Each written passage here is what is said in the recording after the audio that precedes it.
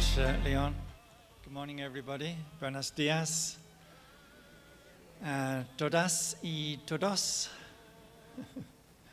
Es un gran placer de estar aquí en el hermoso país Costa Rica.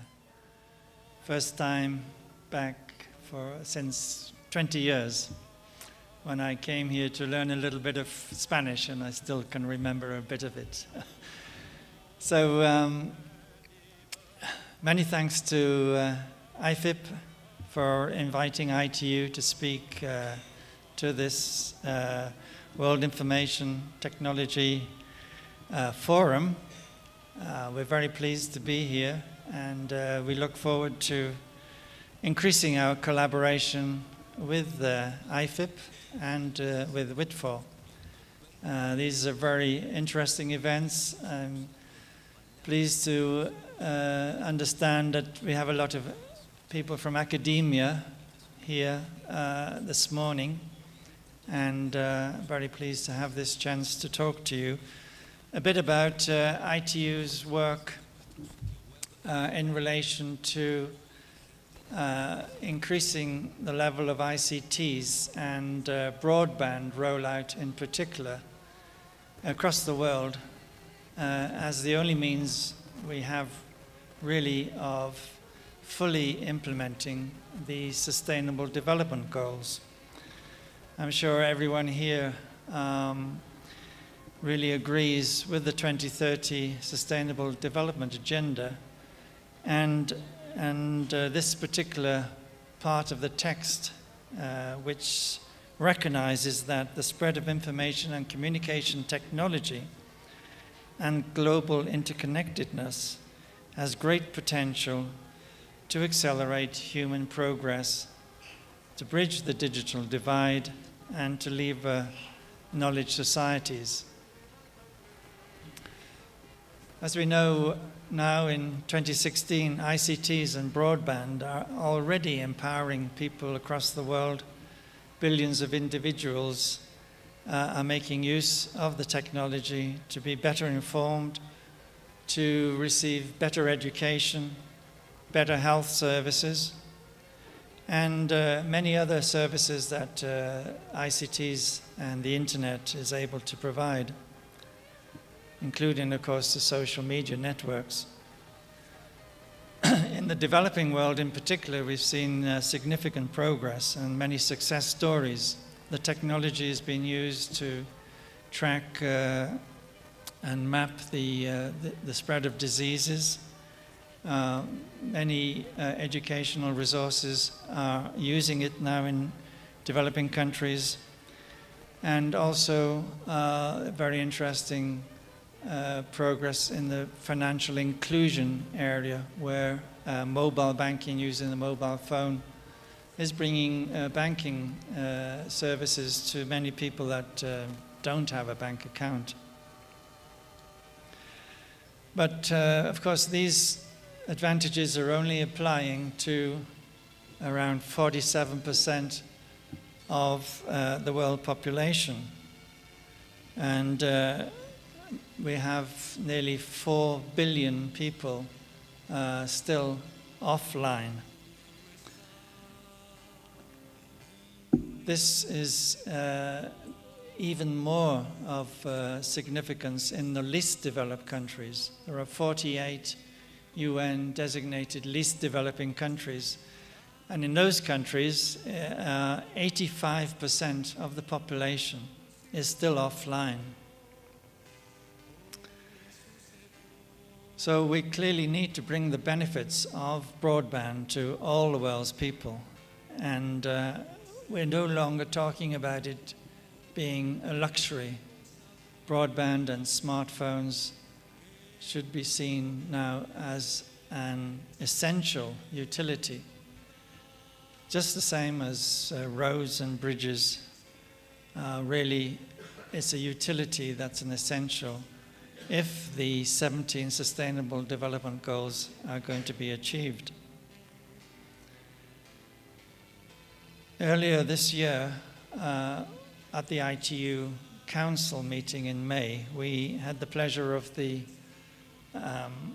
special advisor to the UN Secretary General, speaking to us on the 2030 Agenda for Sustainable Development. And at that meeting, David Nabarro stated that the new development agenda is universal, indivisible, and must leave no one behind. It must address the digital divide, otherwise we won't succeed. These goals cannot be realized without everybody being connected.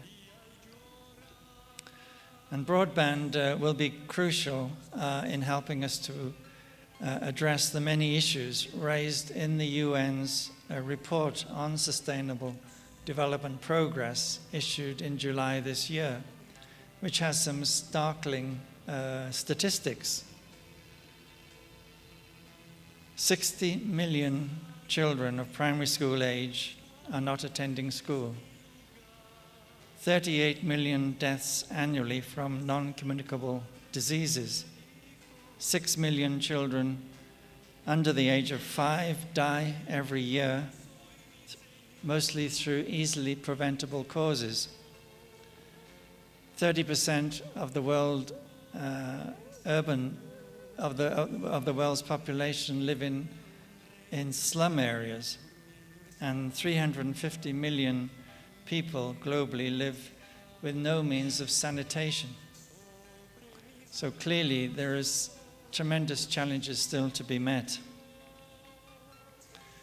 And we need to do more to ensure the benefits of the ICTs are brought to all these people as quickly as possible, wherever they live and whatever their means.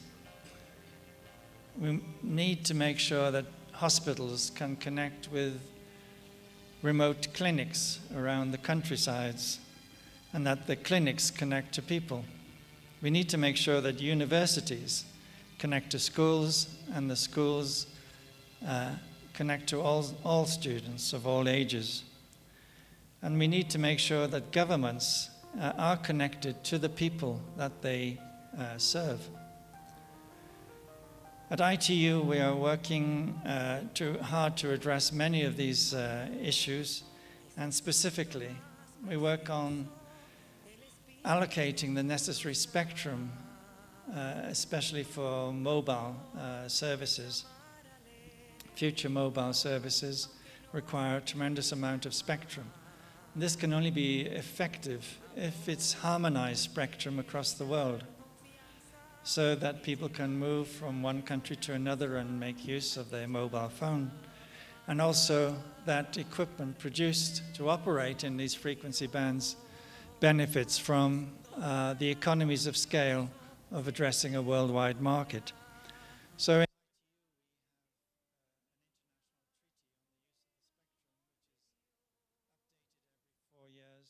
to take account of these trends, and in particular in the increased need for spectrum for mobile services compared to other services such as broadcasting. So we're seeing a trend to move, reduce spectrum for broadband services and to increase spectrum for mobile. And to agree that on a worldwide level is not an easy task. We also produce the international standards for this technology, especially the broadband standards, video codec standards, and all the standards for the fiber networks. We produce these standards through work in the standardization sector of the ITU. And there, of course, we benefit from the participation of our industry members. It's really ITU's industry members that drive this work. And of course, they need to reach consensus on these international standards. Otherwise, they won't be used. So that, again, is quite a significant task. And then in ITU, we promote best practices. best practices to ensure that countries have an enabling environment and that facilitates and encourages the rollout of broadband, but also encourages innovation while avoiding market dominance and ensuring that consumers are protected. We also work and support initiatives at leveraging the power of government and encouraging public-private sector partnerships. This is really essential in rollout of this technology. And with ICTs permeating all walks of life, all sectors, the challenge is to work together with many diverse interests and many new players now taking a major interest in ICTs. And this is true at the national level, at the regional level, and at the international level. And only by working together can we really exchange these best practices and encourage innovation and take advantage of innovation, pool resources, and coordinate our progress in meeting the SDGs. In ITU now we have many companies and interests that historically had no interest in ITU, being originally an organization only dealing with telecommunications. Now we have many companies joining because they rely on the technology for their businesses, and they want to have a role in determining the standards that they will use. So reaching out to all these new players is a task regionally and nationally, that many ministries of communication now have to work very closely with many other ministries. And this was not the case in the past. And again, collaboration is essential and is quite a challenge in itself.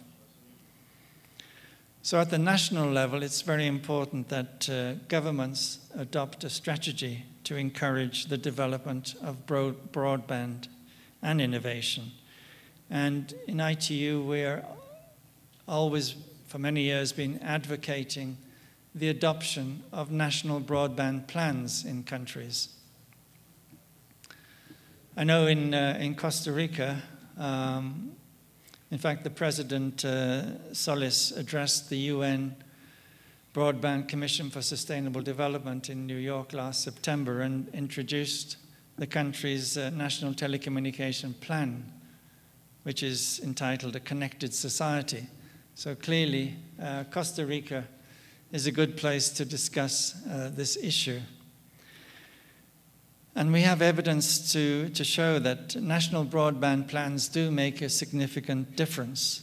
In a study that was done in 2013 by the ITU together with Cisco, it was found that national broadband plans can increase the fixed broadband penetration by 2.5% and can increase mobile broadband penetration by 7.4%. And we're pleased to see that in this region, in Latin America and the Americas generally, there has been enthusiastic adoption of national broadband plans. In fact, this region has the greatest number of countries adopting national broadband plans next to the European region. And when adopting a national broadband plan, there are several aspects and characteristics that are really essential to its success. And one of them is to monitor the progress. It's essential to assess and analyze what elements of the plan work and what elements don't, and have means of measuring the level of success.